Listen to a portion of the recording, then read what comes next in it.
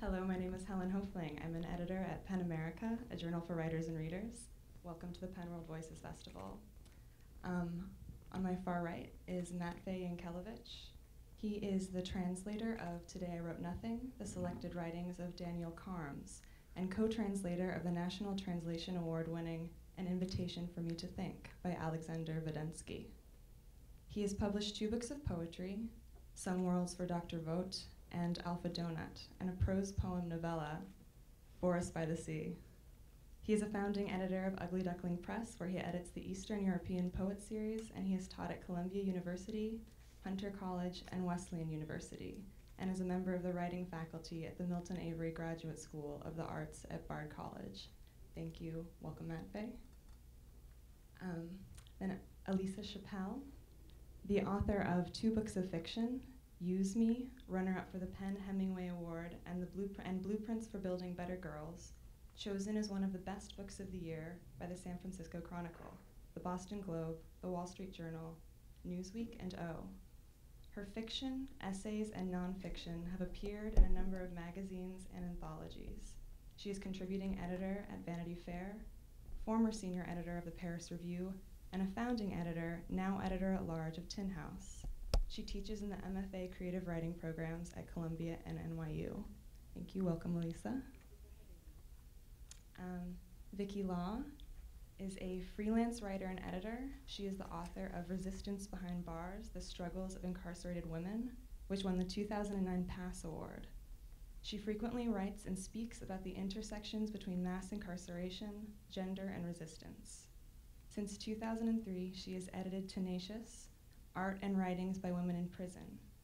In addition, she has worked with incarcerated women to develop their writings for other publications, and she is the co-editor of Don't Leave Your Friends Behind, Concrete Ways to Support Families in Social Justice Movements and Communities. Thank you, Vicky. And beside me is Nicole J. George, a resident of Portland, Oregon, and the author of the Lambda Award-winning graphic memoir, Calling Dr. Laura. Nicole has been self-publishing her own comics for 20 years. She teaches graphic literature at California College of the Arts and Portland State University, and was the 2013 to 2014 fellow at the Center for Cartoon Studies.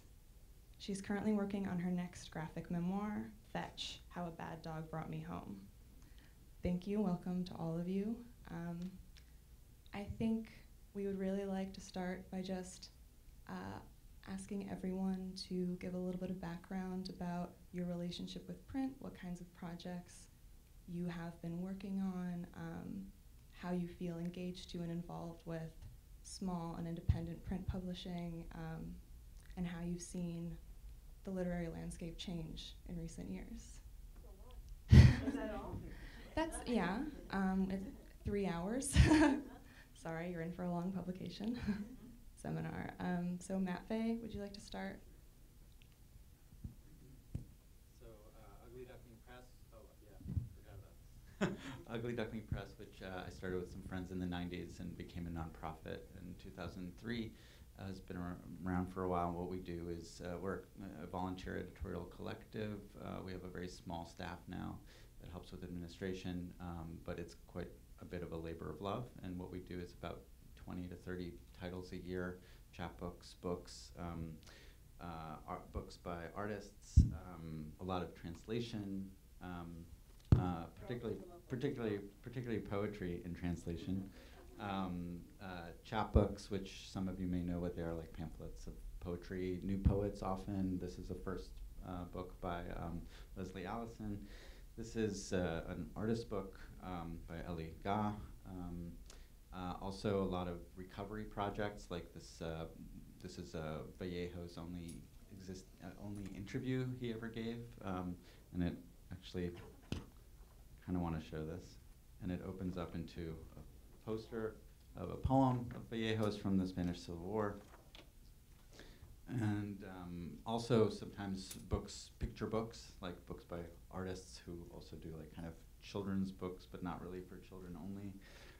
And a lot of the books I brought actually are in the book signing room over there, and you can take as many as you like. but please take one of our catalogs, which has more information about the press. We also do, we publish a lot of performance-related work, a compendium of performance work and performance texts, notations, and a lot of poetry, some fiction, and we do some stuff online specifically for the web, but mostly we're oriented toward print, and we actually have a small print shop that we use for printing covers. We do some letterpress and other things, and we often have bookbinding days where people come in and volunteer and help us with making chapbooks or printing covers and things like that. So all of that information, if you're interested in more or signing or coming to the press in Brooklyn, is in the catalog and on our website. And I brought a little presentation that is basically like a quotational pastiche piece that I think will come on the screen. Those of you on stage won't even see it probably, but and it's so I'm just going to run through this just to put some ideas out there. They're not necessarily ideas that inform us as far as our literary publishing program, but maybe put some ideas in the room around the book. In fact, maybe I'll just stand over here too.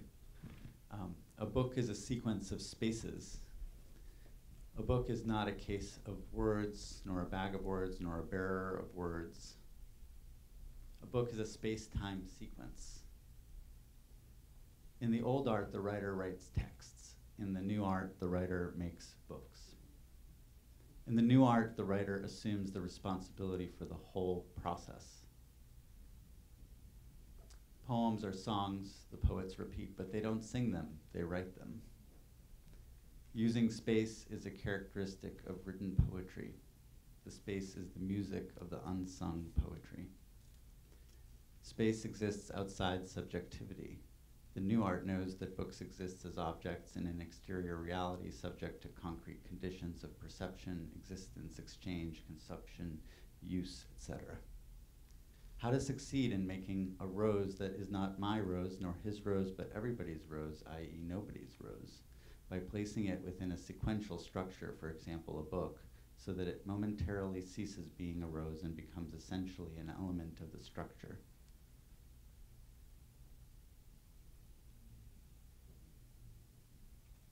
Nobody or nothing exists in isolation. Everything is an element of a structure.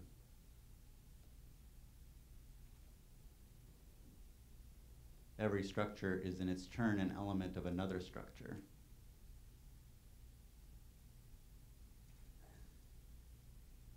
Everything that exists is a structure.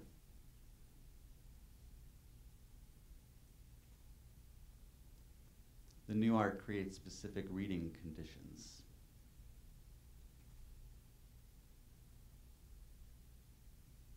The irrefutable fact that books have a color. We are programmed by colors. Plagiarism is the starting point of the creative activity in the new art. A smell of printing in the kitchen. The best approach to gain a sense of the book is to become acquainted with the book as physical object. Pick up a book, hold it, feel it, look at it, then examine it, not routinely or mechanically by habit, but make a conscious effort to see it every step in the process, every movement of the eyes or hands. The work is its own continuous accumulative impression, varying and differing not only for each reader, but each time it is read. For this continuous structure to be effective, it must be the antithesis of a sequential reading. The book is a physical object. The handheld book demands touching. Effort must be taken to view it. The unit of the work is the word. To read a book is to perceive sequentially its structure. To have read the work in sequence is only one of several possibilities, as the supposed sequence exists in a condition of simultaneity. The distance of viewing is set between about 14 inches and perhaps 25 inches because the physical length of the viewer's arm controls the distance. In order to be able to read the new art and to understand it, you don't need to spend 5 years in a faculty of English.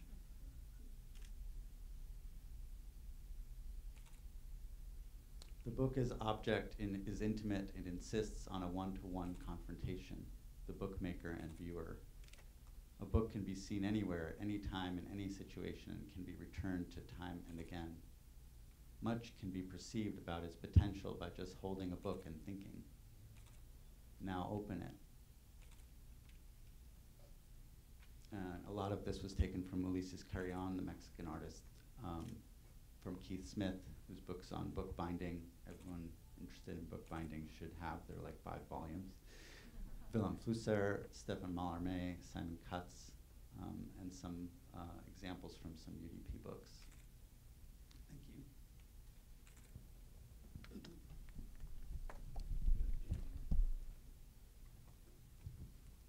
Oh, sure, I'm going to follow you. Sure. I'm going to do a puppet show. Shadow puppets. I do not have a fun presentation to do.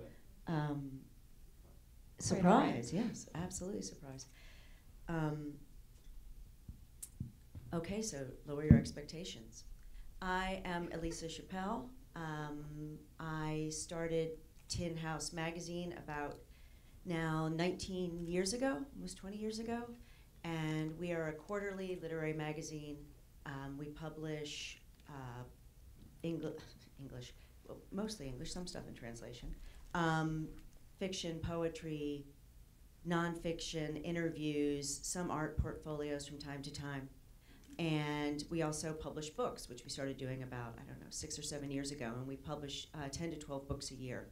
And one thing that we do that I think is pretty fantastic is we publish every cycle, we publish at least one new author of fiction and one new author of poetry. And that's called our, it's like our first look series. And when we were starting the magazine, something that was important to us was not only to make an amazing magazine, but to make something that was really, really beautiful, that people wouldn't want to throw out, that would be its own little piece of art. And something that we decided to do was to use artists that are predominantly in Brooklyn and Portland, because we're a bi-coastal magazine. We have an office in Gowanus, and then one right in Portland, Northwest. So that was something that was also very important to us to make something really gorgeous. And people did ask at the time, have you considered just doing this online? Because obviously it's a lot cheaper and I think faster, but it was really a big deal to us to make something that would be an object. And it's also, it's not your regular shape of a literary magazine. It's slightly, I don't know what it is, it's kind of a fatter square. And obviously I'm taken with it, but it's really beautiful, and I'm terribly proud of it. I don't remember what else I was supposed to answer in that, but you'll ask me something. That's okay, yeah, we'll come back. Okay. Just right away, I'm wondering how much the physicality of the book sort of started to inform what kind of content you were looking for, or inversely, how the content you were getting helped you create that when we model. were thinking about wanting to make something that didn't look like everything else and was really beautiful, what we noticed was that if we did what most magazines do, which is run the lines all across the page, it wasn't as pleasing to read. So we do 2 columns, and it looks gorgeous on the page. And then the other thing you can do is you can break it up in various ways by putting the art on the page. I'm obviously not a graphic designer, but it makes it very exciting.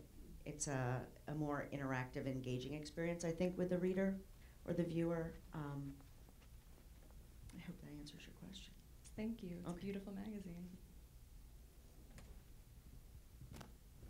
Hey everyone. Hey everyone. And thank you for that idea of 2 columns. So I'm gonna try that. So I do a zine. My name is Vicky Law. I do a zine called Tenacious Art and Writings by Women in Prison. Unlike Ugly Duckling Press or Tin House, it is not a beautiful piece of art. It is a photocopied zine. For those of you who don't know what zines are, they're small press publications, usually photocopied, usually small, really small runs. And this is a zine of art and writings by women in prison, specifically women, it's a zine of art and writings by women in prison, and women basically submit their stuff via snail mail, and in return, they get a zine back. How many of you have ever known somebody who's been in prison, visited a prison, worked in a prison? All right. So those of you who have probably know that people in prison don't have access to the internet. Like there is no web browsing, there is no like ability to access blogs or websites. So there's not even the question of, you know, why not do this as a blog, because that would then mean that the 150 or so rotating groups of women who ask for Tenacious would never be able to see their work in print. This the project started in 2002, and it actually was not ever my intention to do a zine for 13 years, especially not one that was going to be as labor intensive as this. But I was doing work with several women in the women's prison in Oregon, and they started reading zines put out by prison advocates, prisoner rights advocates, and they were seeing men's stories over and over and over again. And what they were seeing was that their concerns were not necessarily being addressed. So they weren't seeing men writing about being separated from their children. So even if the men had children, they were not seeing them write about how incarceration affected their ability to father or to parent. They weren't seeing men writing about the constant sexual harassment that was happening inside prisons. They weren't seeing men write about reproductive health care issues in prisons or not being able to access certain types of health care. In essence, they weren't seeing the things that affected them on a daily basis being written about, being exposed, and they thought that this then meant that the conversations about prison were framed in a really masculine way. But being in prison, in addition to not having internet access, they didn't have access to photocopiers, to paper, to computers, some of them didn't even have access to typewriters. They didn't have a way to, say, correspond freely with other people. They didn't have envelopes. They didn't have a lot of postage. So they needed somebody on the outside who would be willing to kind of take on a project like this. So they came to me and they said, well, we would like to put out a zine of art and writings by women in prison. And we want women to be able to write about their experiences, which we're not seeing elsewhere. We want to be able to communicate with women in other prisons and see what kind of struggles they're going through that we're not reading about, and see where our struggles might be shared. And so they said, would you do it? And I said, okay. And I got together with a couple of other women who also believed in this idea and wanted to do this.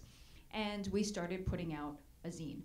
And what happened was that women would write their submissions in, often in like handwritten letters, on lined paper, or on the back of some other scrap of paper, and mail it in. And from there, we would then take the painstaking task of typing up all of these submissions, sometimes going back and forth with women to say, like, this isn't really all that clear, you know, like, can you expand on this more? What's a kite? What's the bing? You know, like we want people to understand this, and for this to reach a wider audience than the women just in your prison. And so fast forward from 2002, when we put out our first issue, to 2015, when I just finished the latest Mother's Day issue. And all of the other women outside who are involved have like dropped off. It's a not very thankful task of sitting there, reading letters, typing up things, figuring out how to copy, and then spending endless hours folding and stapling and addressing and mailing zines. And most of the original women from Oregon have since gotten out of prison, gone on with their lives. Some are involved in prisoner rights advocacy, some are just involved in rebuilding their lives.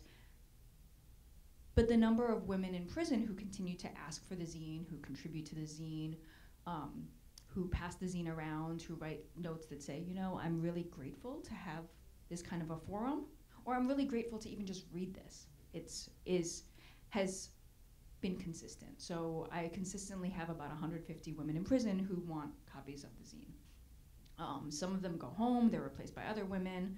As I was telling Helen earlier, sometimes women get a copy of the zine. So like this issue, if you take a look at it later on, there's some in the book signing room, or you can come up to me if somebody takes that issue and you can't see it, is mostly women from the women's prison in Oklahoma, because a woman got a copy of the zine and she passed it around to everybody in her housing unit.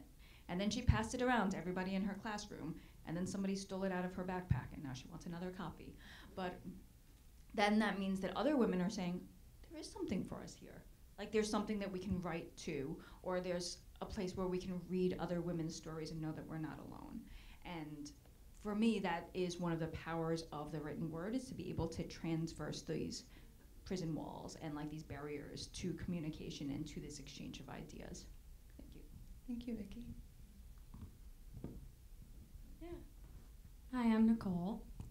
I live in Portland. Once I did an illustration for Tin House. It's so great we're all here. I started doing zines when I was in high school. I found out about them through an internet message board, and somebody sent me theirs, and I called it a zine because I didn't know. And then I got it in the mail, and it was so awful. It was really bad clip art, really bad writing. It was really stupid. The name was something really like, I can't remember the name. It was like something revolution, but it wasn't very revolutionary. And I thought, if this guy can get all these dollar bills and attention for this project, I can do better than this. And so I did. I started putting interviews in there, articles, rants, because I was in high school. And then eventually I started putting autobiographical comics in there and writings about sexism, mental health, things that were affecting me as a teenage girl in Kansas.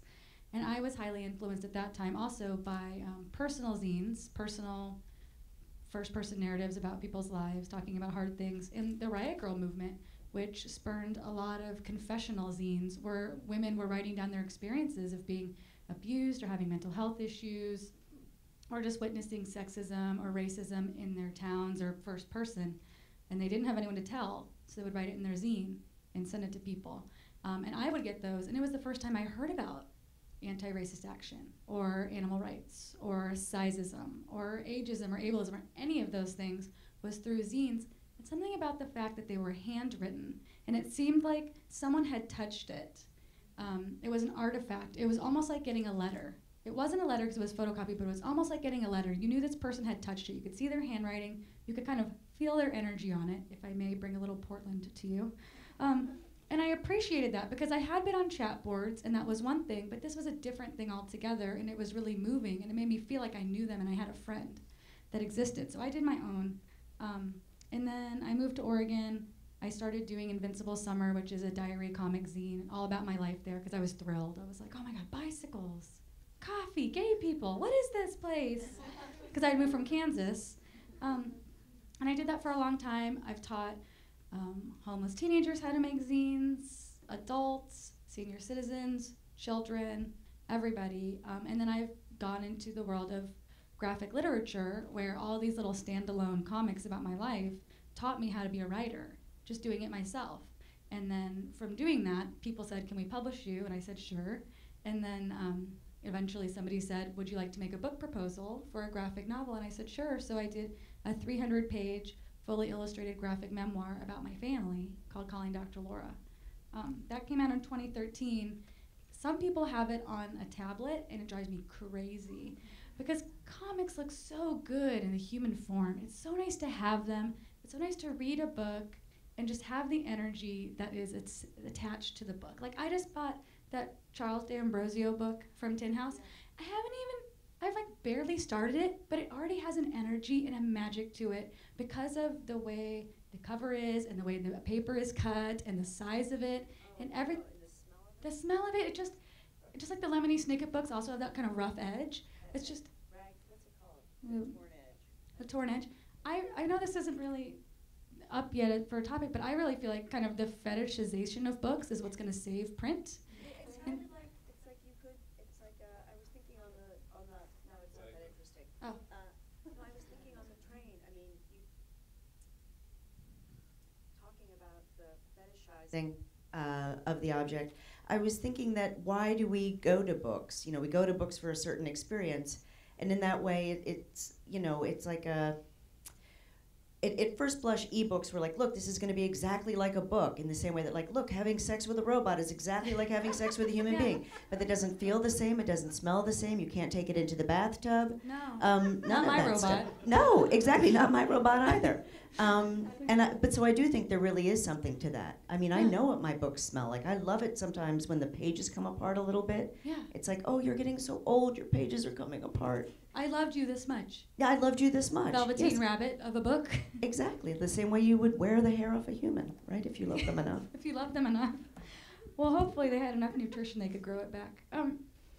But I wanted to say one more thing, which was you talking about your project made me think about I do a zine with senior citizens called Tell It Like It Is, where I go to a senior citizen day center.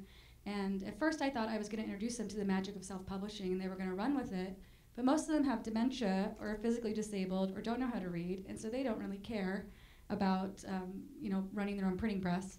But they would tolerate my presence. And then when I published a zine of our interviews and their life stories and their photographs and their drawings, they were excited about that.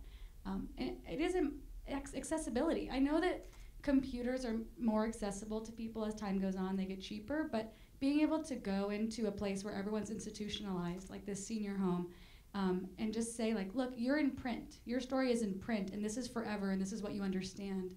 It's a form of validation that is really valuable to them. So I'm really happy to still be involved in print, I guess. This kind of thing, like having an object, maybe it's because I'm a hoarder, but having an object is so valuable and powerful and validating to say like, your words are in print, you matter. I just spent some time transcribing this. I paid money to have it copied. You matter. Even that much is huge to people. Thank you so much. Thinking about fetishization and sort of the collector's impulse that I feel like is so much what draws me to books. I'm wondering if maybe you are all huge book hoarders, if you encounter them frequently at fairs. I don't know. Matt, I feel like Ugly Duckling has a large crew of diehard fans. I guess some people collect our books, and we have some collectors, but I probably don't have a full set. And we have an archive, and we've sold some collections to libraries and stuff like that, so it's nice to know that they're safe. But especially early books that were very small, more like a lot of them were zines or zine-like objects and very small runs. And we still do a lot of ephemeral things like that. And we do a magazine that has a large run, but it's basically a zine with 6 poets in it every time.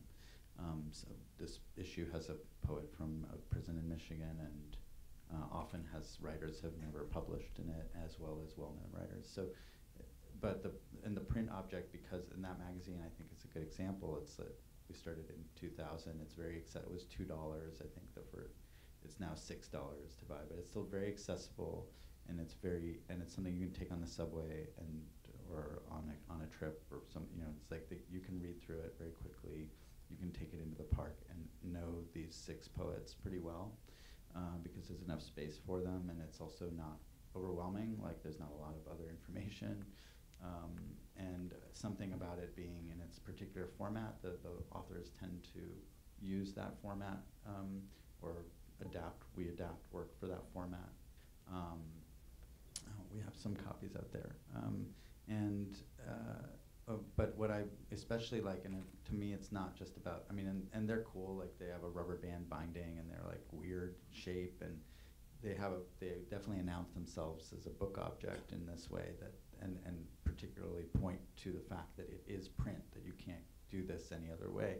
But also they're the fact that they're kind of easy to distribute and give away, and they're not expensive to produce, but they also can wind up somewhere where someone's not expecting them in a way that something online doesn't. An online publication, you have to have someone must direct you to it. Usually you're not going to just find it by accident.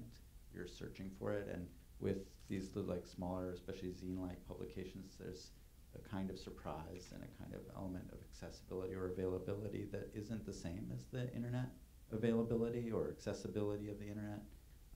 We forget often how there's not often access or knowledge of where to go to on the internet for what you're looking for. So even if you have access to it, print can wind up. I'm happy to see our books wind up in like used bookstores for like $1 in a bin. somewhere, and then someone picks it up and they're like, oh, I heard about this, or I've never seen this before, and it makes it possible makes it more likely that people will read something that's not that's unexpected, that they don't know that they're gonna like. And part of print is making it feel like, oh, you can browse this, you can see something that you wouldn't have encountered, and it's a little bit more also less intimidating, I think, in that way, because it's accidental, it can be accidental. Well, that's a really nice thing about bookstores too, versus buying a book from an online bookstore. Is when you go into a bookstore, there you have the potential to discover something, which you never would have imagined you would fall in love with. Thinking about collecting and thinking about zines, some of my most precious books are those zines, those from Riot Girl zines that I have managed to find, and like just seeing you hold up the prison zine. They feel like sacred texts, they feel like something you would pass around in secret that you're not supposed to have. And I think that's really exciting. I mean, those are some of my most prized possessions. The house is on fire. I want those, thinking that a human being has had their hands on them. Also that they're coming out in their lifetime. I mean, that's something, I like old books a lot, and I like first editions a lot, but I like that idea that the writer is here and there's that immediacy and they're still with us. So I really appreciate these. I think it's really important. It's super cool. Vicky, on the note of unexpectedness, I was wondering how do your zines find their ways into new readers, to prisons that you haven't had writers and readers from before? Well, I can't trace all of them, because sometimes I'll just get an envelope or a postcard, and there'll be like a scrap of paper that's like, please add me to your mailing list, and there'll be like nothing about like how they got it, or but I know like in a couple of instances, like I said, the woman in Oklahoma, got her hands on a copy of Tenacious and was really excited and passed it around to all these other women. And the other day I opened up what seems to be a really thick envelope from Oklahoma, different women's prison in Oklahoma. Oklahoma has so many women in prison that they have to have 3 women's prisons, even though Oklahoma does not have that many people in its state. But anyhow, so another women's prison, I get this fat envelope, and I'm thinking it's a submission. And I open it up, and there are literally 8 pieces of paper from 8 different women that all basically say, please add me to your mailing list. Here is my address. And all 8 women found a piece of paper. Some of them found like a half piece of paper, like wrote that message down, and then they all stuffed it into an envelope that somebody had to buy at an overpriced rate at the prison commissary, bought their stamp, and then sent it off.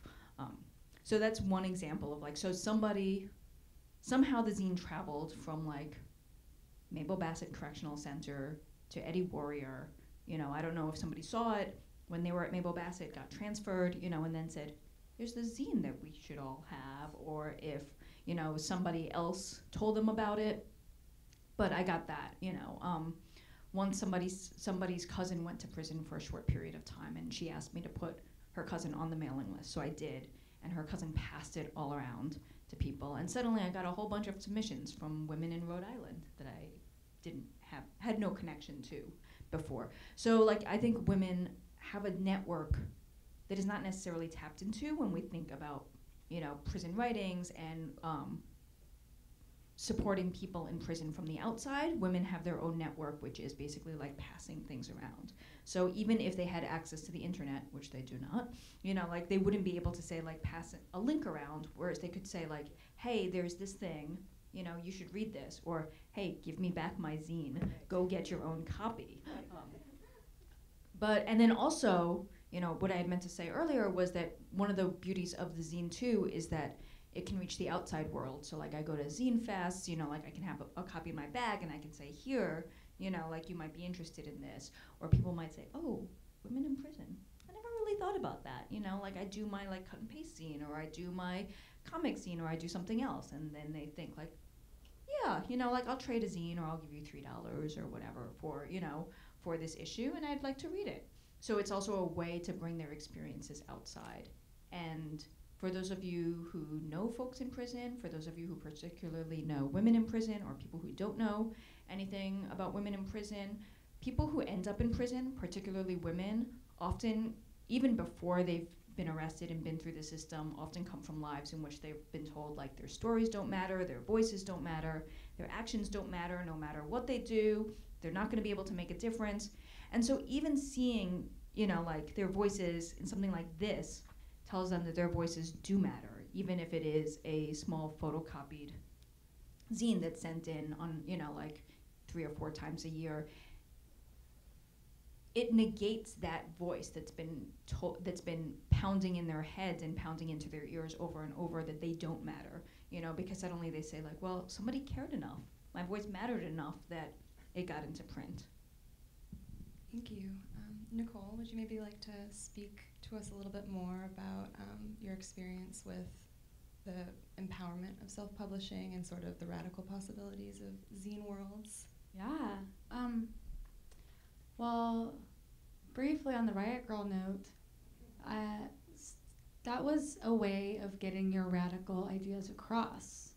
It's interesting if you think about it now, if you think about the internet too hard, and you think about how much Google knows, and how much Amazon owns, and you think about how much freedom you really have on the internet. If somebody really wanted to take down your radical message, it's quite possible they could.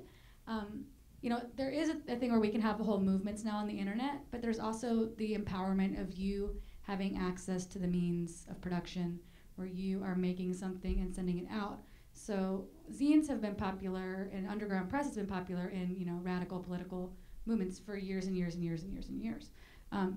But for third wave feminism and Riot Girl, they would send out these zine letters, and they would have this radical message, girls supporting other girls, don't be fighting with each other, don't be jealous, just support each other, let no man tear us asunder, radical punk rock feminism. If you get this and you are an ally to other women, draw a star or a heart on your arm, and the next time you go in public or go to a show, you will see other girls that got this letter also have a star or a heart written on their arm, and then you will know that that's your ally. And you can go up to that girl and she will have your back. So if something happens, you can go and talk to her. And that kind of idea that it passed around like a chain letter, kind of like even like the women's underground networks, like you were saying with the prisons, people just talking to other people, sending something important and valuable around, and then being able to know that someone is your ally right away is huge. And it's weird, especially as you think about the internet making us more solitary and isolated, and then the simulated sense of community. Anyway, I don't want to digress. But so that was really powerful for me to think about. But also, I teach kids and adults about media literacy. So I say, how many of you feel accurately represented in the media? Do you see people that are like you, that are your size, that are your nationality, that are your income bracket, that are your sexuality or your gender? Like, how many of you actually see yourselves reflected accurately in the media around you? Generally, none of them, because I don't generally teach people that are like straight, white, 40-pound starlets who are rich. So they don't. And I say, well, you can create media that reflects yourself and your identity, and then that can be really empowering to other people to see. Even just seeing something as a human being lets you know that it's possible, which is, we're like all cavemen. I'm like, oh, like you could have blue hair, okay, I'll do it too. Like sometimes you don't know something's possible, or you don't know that you're not the biggest weirdo in the world until you see one other person with your body type or your race or your income bracket or whatever. There was this zine called Hit Mama that came out in the 90s. This woman, Ariel Gore, who's gone on to be a memoirist, and I'm an editor and a teacher. She was like a queer, Latina, teenage, poor mom. She got pregnant as a teenager. And when she was looking around at the media around her, it was all like Mothering Magazine was like, straight white upper middle class ladies having this very like gentle, tender, like loving motherhood. And then everything she saw about teenage pregnancies or queer pregnancy does not exist in media around her. And poor people having kids was also not seen as like, way to go. So she made her own magazine called Hit Mama that said, I am these things and I'm a good mom and I would like to reach out and find other moms like me. And her just making that as a zine made all these people come out of the woodwork that were different kinds of moms. And she started a whole empire. Hit Mama magazine has, since turned into a magazine, gone on hiatus, come back, has new energy, new life, and women are still seeing that as a lifeline and a resource. So something about print is magical. Even though like with zines, they are only $2 or so when you find them, but then they're priceless because you'll never find them again because they generally have such small print runs that it will be very difficult for you to find them again. So they both are and are not accessible at the same time. I wonder, I spoke with the Barnard Zine librarian, Jenna Friedman, recently. She's a wonderful lady. You should all go check out the Barnard Zine library. And she said that, so I asked her, like, do you think we're having a print renaissance? And she said, I think that throughout the history of zines, interest in the zine activities, they kind of wax and then they wane. And right now, I do feel like things are waxing and people are getting really excited again. Does that feel true to you? And I wonder if that can apply maybe to Tin House and to Ugly Duckling and to just people's excitement about the magic of books.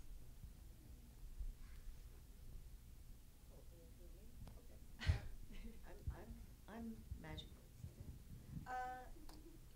I think because of the internet or because of how allegedly connected we are in the corporatization of the culture, we are yearning for authenticity. We want to feel something real. And I think we also live in a time where we want everything to be curated.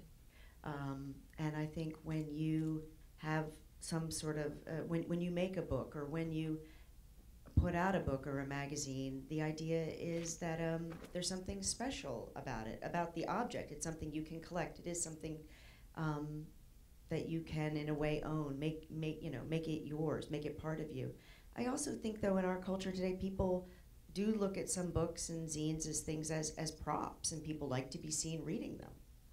Quite honestly, but I think what kind of cultural cachet do you think reading zines carries? I think reading zines means you know somebody, because there is this idea that you can't necessarily find them everywhere. You need to know where the groovy bookstore is. You need to know somebody who knows a guy or knows a girl who can get you one. And I don't know anybody who throws them out. I mean, I have them from a million years ago. And I do think that part of it is that they feel very radical, and they do feel very democratic, and they feel very truthful. There's no sense that anyone's lying. Nobody gave the zine this cover because they thought it would appeal to women or appeal to mothers or sailors. I do think that print is coming back, and I think it is in reaction to the time we live in, this electronic age. It doesn't feed us in the same way. I would just add that also screen time is work time, and it's also a place where the corporatization that you're talking about can just kind of creep in, right, into your life, into the small space that you make for reading, and then you're looking at ads, and you don't even know how much you're being drawn along. I mean, you could do an interesting derive, right, which is surfing the web, right, the sort of and find out what is it that the internet desires of you, right? You're not actually following your desires. You're kind of being pulled along through those links and through all sorts of mechanisms that aren't really, we could be a little more suspicious of those mechanisms. And so when you're reading, in a book, it's a very different thing. It's also different from wandering the street and seeing, going to Times Square and seeing how it's right. That you could feel free, but you could also feel like, oh, I'm just being drawn along by all sorts of corporate power, right? So the reading experience in the book, it's a really wonderful technology, and I think that both for sequence and not sequence and different kinds of structures, and a lot of zine makers now, I think, are really interested in how there's an interesting kind of a different from the 90s, where authenticity was staple and photocopy. Now zines also I know a personal zine that's all letterpress. Do you know Kerbloom? Yeah. And it's like all handset type, so that's like you really have to, and it's very like, this is my life. It's actually rather, it's nice writing, but it's kind of mundane topic, right? This is my life, and these are my thoughts, and Sounds it's like all my hand story. set. Yeah, yeah. It takes really long time to do that, and it's I love that piece, that zine, the way that it works, and it's the seriality of it, and you can get attached to that writer, and you kind of keep coming back to certain zine writers, right? But there's something about this contemporary mix of book arts and zines that's really interesting to me too, and it's certainly that's where UDP came out of. I did a zine in the early 90s, and then we started doing chapbooks and books and pamphlets and newsprint stuff and newspapers and like cheap print, and combining it with some artist books kind of ideas about structure and playing with the structure of the book. And I think you see that a lot now happening with this sort of ownership of the means of production, as you were saying, Nicole, and that could be risograph or letterpress or photocopier or silkscreen and so forth, and the possibility of making something that's not through a website that's already like through WordPress. You know, some people are working with HTML just in order not to use like the platforms that are provided because of the sort of the way that flattens everything, right? The way that the surface gets flattened. So. I know you do a digital archive for Ugly Duckling. Mm. How do you think about the relationship between the physical chapbooks and the archives that you do put online? Yeah, we have like 50 of our out-of-print chapbooks online. We also have some free PDF digital proofs that we put up online of our longer books so that people can get the content. And the idea is that they're free, and the idea is that maybe people will donate something or not. But for the chapbook archive, we feel like it's done in a way that sort of shows you what the book looks like, what the paper is. You know, the back of the cover is scanned as well as the front of the cover, and for us, it's just like a way of making sure that the poets who invested their time in that work is still available for reading. And something about the chapbook and its the way it references the history of print is there, but it's obviously not the same thing, you know. But it's a reference, a placeholder for this thing having existed, and certainly it's different from a e-reader in the sense that it doesn't reformat any of the text, or you know, it has the same fonts and the same kind of like specific design decisions that went into the making of the book are kept. Lisa, how do you at Tin House think about doing digital versions?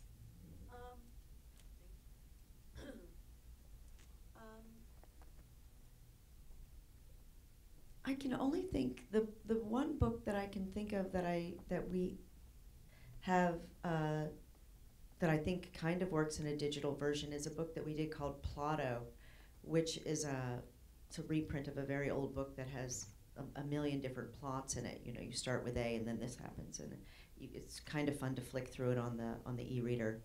But really, anything that any presence that we have online, really a lot of it is the stuff that we're running is stuff that is in large part about keeping the conversation about the things that we're really passionate about alive, having readers write in and talk about certain themes. I've never seen the magazine on an e-reader. I think it would be horrifying. It's like a picture of your child you don't want to see, right? Something that you might find online and just click right past it. Vicky, do you put Tenacious content online at all, or is it? For Tenacious, usually I don't put content online, not necessarily because I'm against it, but part of the way that I finance the printing and the mailing of Tenacious for free to any woman in prison that asks is to say, like, well, if you buy the zine, like, it costs me like anywhere from like $1 or $1.50 to make, plus, you know, like the 75 cents to $1 to mail out. So if you buy a copy of the zine, you're basically offsetting the price for a woman in prison. So that's part of it. Part of it is that I just kind of don't have the time to necessarily put stuff online.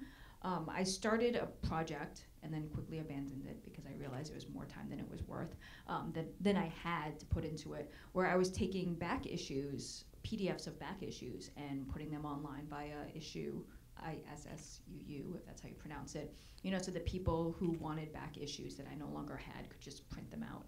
And then I realized that you couldn't really read them online, you had to print them out, so then I thought about reformatting them, and then I realized it was way more work than I wanted to put into making that issue. Where does the money come from? It comes out of my own pocket, and that's why,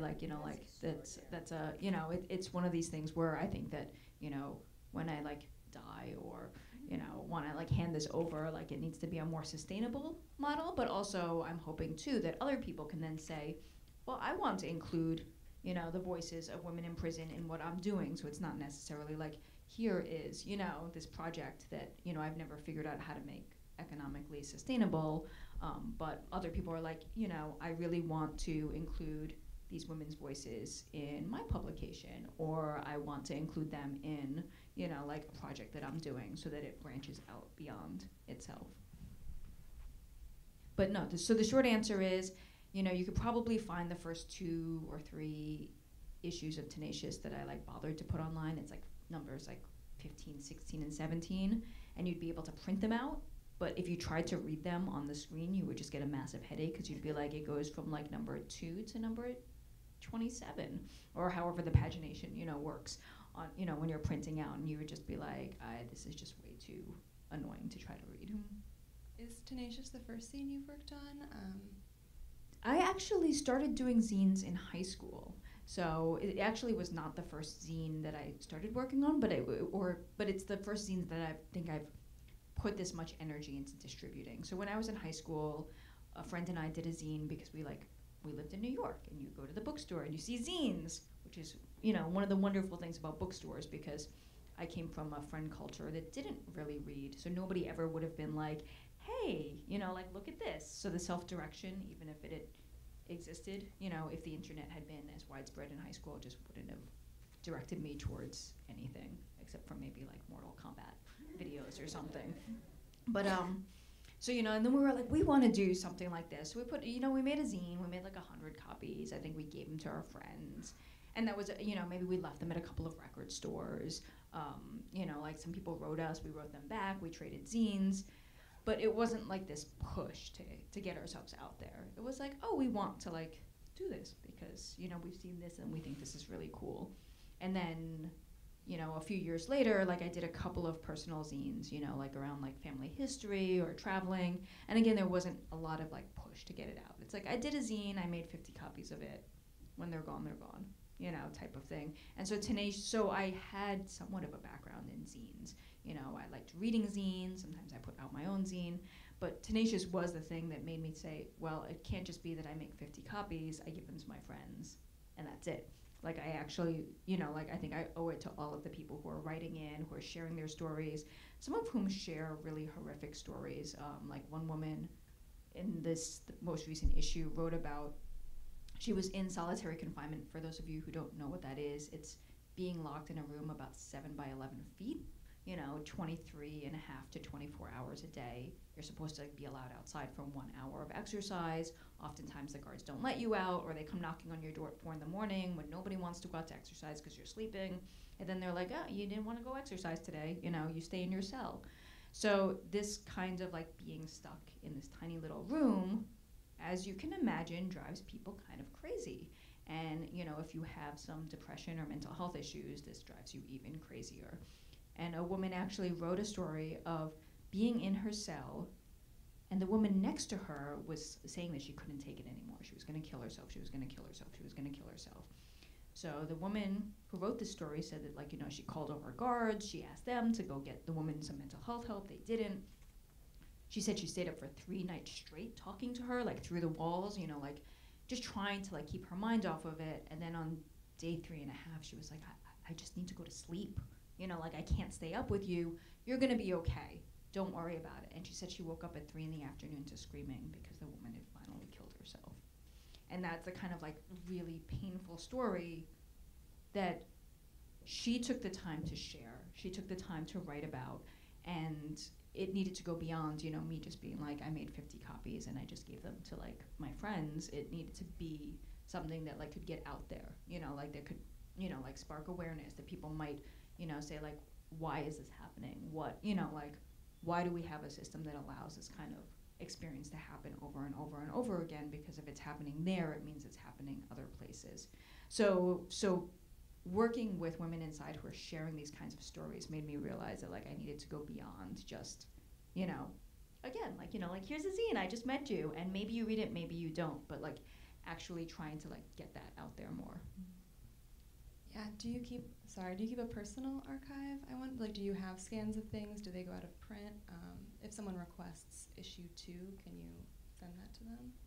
If somebody requests issue 2, I might be like, if you give me like $10, I will unstaple my copy and take it to like the like copy shop and like, you know, like make a copy and hope that like the copying machine doesn't eat it, because that is like then, you know, that then it is just gone. So I have a personal like archive of, I think I have every issue. I might be missing issue 11.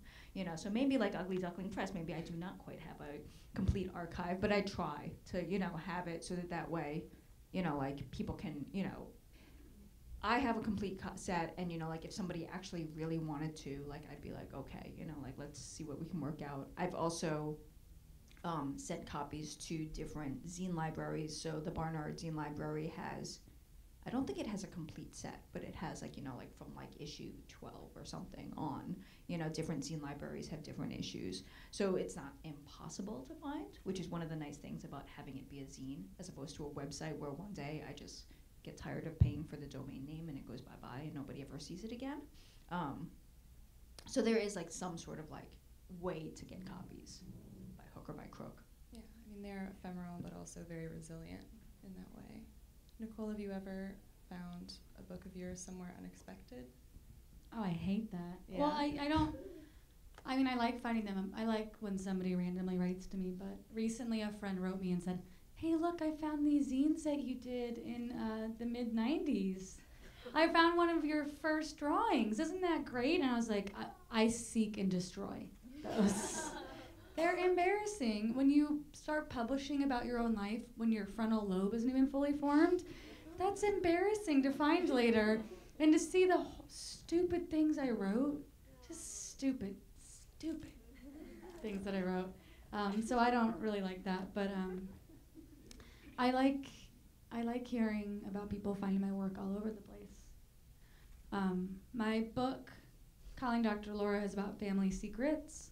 So people find it, and it's very mainstream because Houghton Mifflin put it out. So it'll be in places where comics generally are not, or places where zines could never reach.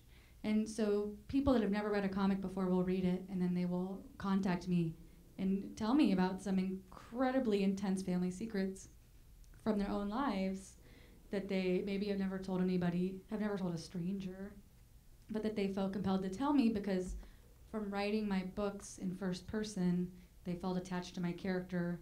Thus, they felt like they knew me, kind of. So they wanted to write to me and tell me that they liked it because fill in the blank, intense family secret here. That's always unexpected. Wow, I can only imagine. I kind of don't know what to say when people say it. I'm like, whoa. Yeah. Never heard anyone say that before. Whoa. All right, I think we're about ready to go to some Q&A. If anybody has last comments, anyone wants to say anything burning about the book? No? All right, I think we can do some Q&A then. Does anyone have questions? Yes. Have you thought of putting out your zine as print on demand? So they're rather audience? Yeah. No, I can't say I ever have. I mean, it's a, That's easy there. yeah. Mm-hmm. Like, it's an interesting idea. My early zines were all cut and paste, so literally, like, you type them out, and then, like, I didn't know anything about layout, so, like, I just printed everything out, and then I literally cut things, and I, like, pasted them on a piece of paper, and then I copied them. So sometimes the margins weren't all that great, you know, like sometimes stuff didn't actually reproduce that well, so like pencil on lined paper that has then been folded up a bunch and stuck in an envelope and, you know, sent off doesn't necessarily translate really well when you like then like cut it out of the lined piece of paper and like glue stick it and stick it on a piece of paper. So like some of the early stuff is just like, you know, like would then require, which again, like, you know, is just sort of like, you know, it's not impossible, would then like, you know, just require like being scanned and being, you know, put in that format. But it's also not something that like, at this point I want to invest a lot of time and energy into. Like I'd rather work with the women who are currently inside, you know, and get their voices and stories out. And sometimes that's a back and forth process where if somebody's writing about solitary confinement and they use a lot of terms that people don't understand, or perhaps, you know, give a short detail that I'm like, wait, this seems like there's a larger story to that, can you expand? It might take up, you know, like several back and forths via snail mail for me to like sit there and be like, so, you know, like I typed this up and then like I've like, like highlighted a couple of places where I have questions, you know, and here are my questions. And then they'll write back, you know, and then I'll like retype this, you know, retype the piece and then like send it back to them and be like, does this look okay? Or, you know, like, you know, what do you think about this? And sometimes they'll say like, oh no, I don't want this, you know, or like, oh no, I meant to say this. So I'd rather put my energies into that than into like going back to like 2002, you know, and putting those out as print on demand. Oh, not the old one, the new one. No, actually, I hadn't thought about that either. I mean, I kind of like just being able to like go and, you know, have that kind of, you know, like control over zines, but it is an idea. Thank you. What, are you photocopying them? Or? Yes, I go to the wholesale copies on 28th Street and I, you know, like I'm like, I have this zine and it's 9 pages and how much will it cost? And they would say, okay, what color cover do you want? I'm like, I don't know. What color cover do you think looks good with this one? What color cover do you think looks good with this one? I'm not like a graphic designer. And they'd say, you know, you don't want to do a really colorful cover for that, but maybe you want to do this color to, you know, offset it. They're really sweet, they're really nice, they like tell me how much it'll cost, they tell me how much it would cost if like they folded it for me, if they stapled it for me, and then I can make an informed decision as to whether or not I want to pay like $10 extra to have them, you know, collate it, or if I'm just gonna like sit there and watch a lot of Netflix and, you know, staple and fold. I hate collating. Can I? I would love to donate to you so you don't have to collate it yourself ever again. I just wanted to say about the POD question, because I think it's interesting that we have all these interesting new technologies, but we often think that they're like the answer to the zine maker's troubles, but in a way, like the zine maker's troubles are also, or artist bookmaker or whatever it is also like part of the, in a very important part of the charm of the thing, the energy or the kind of aura of the object comes from the process of making it. And when we staple it ourselves and maybe it's a little uneven, or we have wrong margins, or we're not so interested in design, and in a way that can be actually what gives the object a sense of real immediacy, you know, and where what's important comes through, right? Working on those stories comes through. And often, for us, for instance, POD doesn't make much sense because every book is very precisely designed to fit content and to work with the content. So it doesn't, POD doesn't deliver the quality. Yeah, you design yourself. You can if your copy one it's not like they design it. I'm sorry, I You didn't. design it yourself. It's not like they do. You just give them the same thing as you copy that. No, it's not quite like that, because we do things like combinations of letterpress and offset, and sometimes pockets or things that are in the book that can't be done on POD. And the thing about POD is that it's one, you know, there are different things. Some people confuse POD for short-run digital printing, and we do some short-run digital printing sometimes, but it actually is more expensive per unit than if you do offset, and offset is actually like much better on the eyes. And POD is often the gluing and all of this kind of stuff. Like, it's who do you want to give your money to? What kind of object do you want to make? How do you want the object to feel in somebody's hand? How do you want it to open? A POD book isn't necessarily the answer. POD book is the answer for Amazon and other people, other like retailers who are basically demanding that small presses do give them the files for POD and then take the control over production out of the publisher's hands and the designer's hands and the author's hands. And then because they don't want to store the books, they want to have like a button that they press every time, because this New Directions book or whatever is only ordered 100 times a year. They want to have the option to just press the button. They don't want to have to store those 100 copies for a year because it's all about space, right? So I'm a little worried about when we see like this POD or as a kind of answer to the problem, because it's really an answer to the corporation's problems more than the publisher's problems. It's about economies of scale. It's about like how do they make more money off of us. So I don't think it's important to. I don't think that it necessarily answers the problem for distribution, because in a way a zine can exactly make it to the people that want to read it, and it's an amazing direct kind of connection that occurs, and a direct connection to the personal sense of oh, this, I got a zine, I know you stapled it. I mean, it's like, it's kind of, and I know what copy shop that is, and like, I mean, there's a real, I don't know, it's hard to describe what that is, but it's a connection that is very different from a machine that, you know, yeah, it's very intimate. Do you have anything positive to say about your book, or like if you could decide and then ideal world?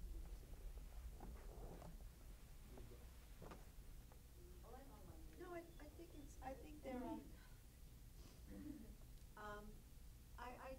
they're, I do think they're really great for certain things. I am a big tree fan, and I hate the idea that forests die for Tom Clancy novels. I think Tom Clancy novels are great on an e-reader. I think there's lots and lots of books that are really great on e-readers. Also, I'm a book columnist, so I sometimes get galleys on an e-reader, which is much easier than taking, say, 8 galleys on a flight. So I wouldn't get rid of them. No, absolutely not. I think ebooks definitely have their place in our culture, but I'm not in love with the idea. But I do think, yeah, put Clancy on an e-reader. Absolutely. I often think that books are a lot of like natural resources, and certainly they are when you think about the waste that happens when those novels get printed in thousands of copies and then pulped. But small presses and zine makers use so little of the world's resources compared to what it takes to power the internet. You know, when you're thinking about, oh, I'm going to have these ebooks available to me at any time at the click of a button, imagine how much power it takes and how much heat is produced to run the servers around the world that make that possible, that click possible. That is a huge, enormous part of what is driving us to look for resources, power, energy resources in places we shouldn't be looking, right? So I think it's really important to clarify the scale and the economies of that. I know, at least with comics, I had to judge this comics contest for Slate a couple years ago, and one of the categories was web comics, and I was like, God, I hate web comics, because I don't like staring at the web. But with web comics, they can do incredible things. Like, you can make it a little bit more multimedia or interactive, where you can scroll over a part and see something creepy that you didn't see before, or part of it will light up or move. And it's not quite an animation, it's still reading, it's still a comic, but something that's more, that plays with you, that's more interactive can happen. And you can do more. With comics on the internet, you can do an infinite scroll. So you can do a comic that's super tall, super long, and the person's just scrolling down forever and ever and ever. Way more than, if you did that with the book, you would have to be an incredible book arts expert and make an accordion book that went for miles and miles and miles, which is not necessarily time or cost effective for a lot of people. So those are some ways that the internet or ebooks or a digital version can help comics, even though I'm a Luddite. I do appreciate that.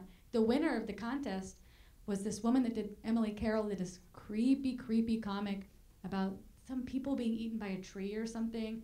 And there were just sometimes when your mouse would go over and you would see like a ghost or blood. in a scene where you didn't see that before, and it was so nice and scary because the rest of the page was all dark. And anyway, it was nice.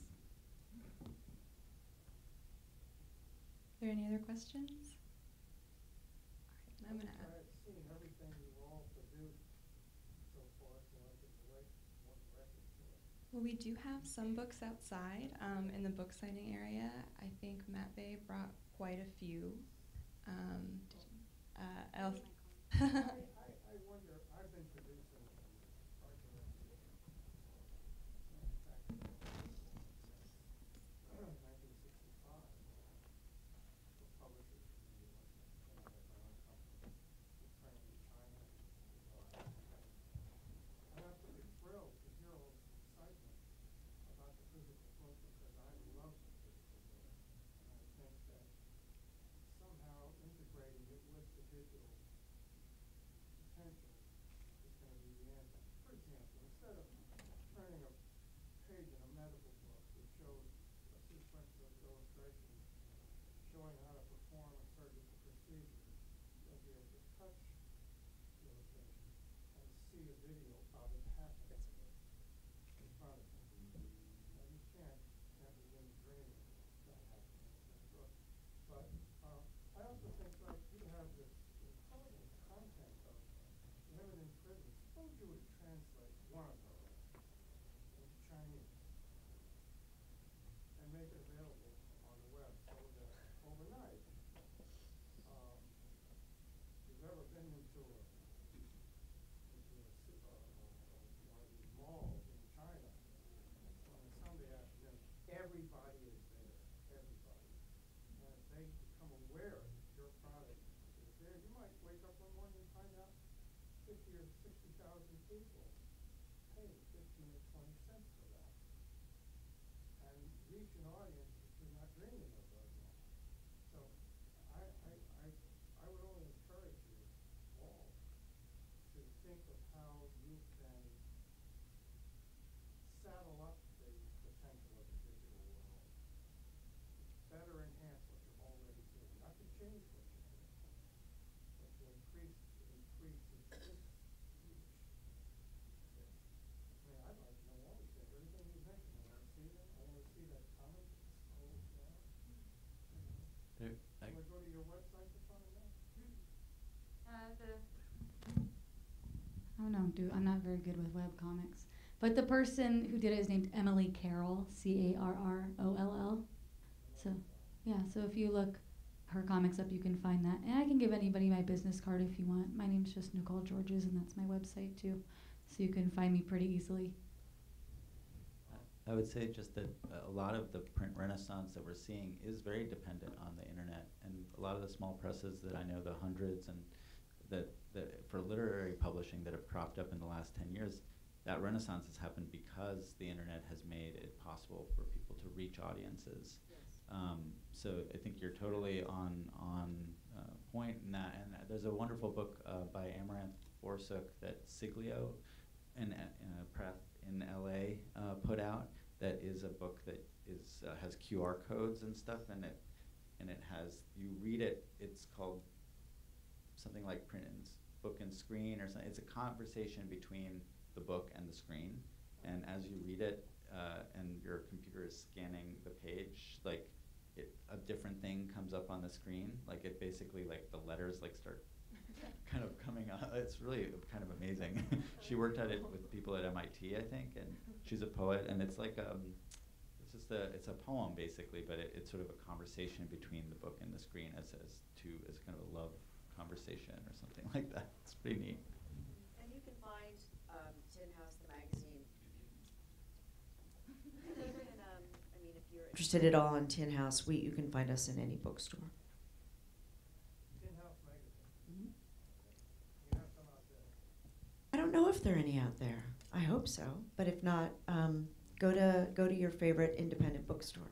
If not, there's also a print. What is it? McNally Jackson Bookstore on Prince Street around the corner, and I think I've seen it there. Yes, So it is so there. like on lunch break, whenever your lunch break is. McNally Jackson. Yeah. Oh, and Housing Works. Yes, of Yes. course. So Just you want to go to your indie bookstore always.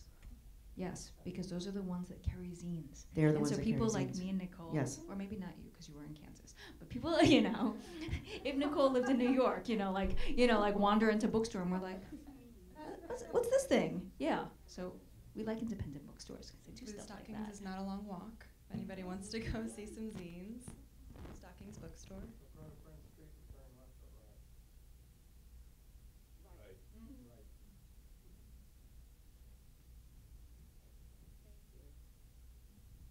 Congratulations to all of you. I feel like I've learned so much. I've taken so many notes.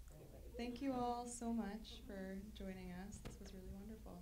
Thank you all for coming out on a Saturday morning.